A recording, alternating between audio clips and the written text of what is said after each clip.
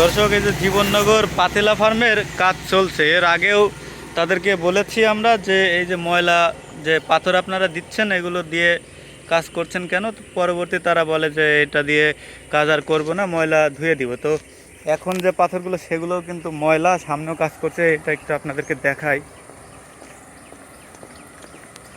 এখানে যে ঠিকাদারের দায়িত্বে আছে ইমরান, তার সাথে আমরা কথা বলেছিলাম। তিনি আমাদেরকে আশ্বস্ত করেছিল যে ময়লা কোনো পাথর দিয়ে কাজ করবে না, কিন্তু একটু দেখেন যে কি কাদাযুক্ত পাথরগুলো দিয়ে তারা এই যে কাজ করছে। দেখেন, আপনাদেরকে একটু দেখাই। আর এখানকার দায়িত্বে আছে এই যে ভাই, তার সাথে এর আগে আমরা কথা বলেছিলাম। ভাই, এর আগে তো আপনাদেরকে বললাম যে আপনারা ময়লাযুক্ত পাথর দিয়ে কাজ করছেন, এটা একটু ধুয়ে বা পরিষ্কারভাবে বা যেভাবে নিয়ম আছে সেভাবে করেন। তা আপনারা তো আবারও এই ময়লাযুক্ত পাথর দিয়ে কাজ করছেন। পানি মারলাম কেবলমাত্র, এখন ওই মোটরটা একটু নামেন ভাই, একটু দেখান দিনই। পানি তো মারলেন বলছেন, কিন্তু এটা কি ময়লা পানি কি মানে পরিষ্কার হয়েছে, ময়লা পরিষ্কার হয়েছে সেই বিষয়টা একটু বলেন ভাই। এই বিষয়টা সম্পর্কে একটু বলেন। দেখেন, একটু দেখেন, আপনি নিজেই বলেন এটা কি পানি মেরেছেন বলছেন, তা এটা কি পরিষ্কার হয়েছে ভাই? একটু কম হয়েছে পরিষ্কার, একটু কম হয়েছে, এটা ঠিক।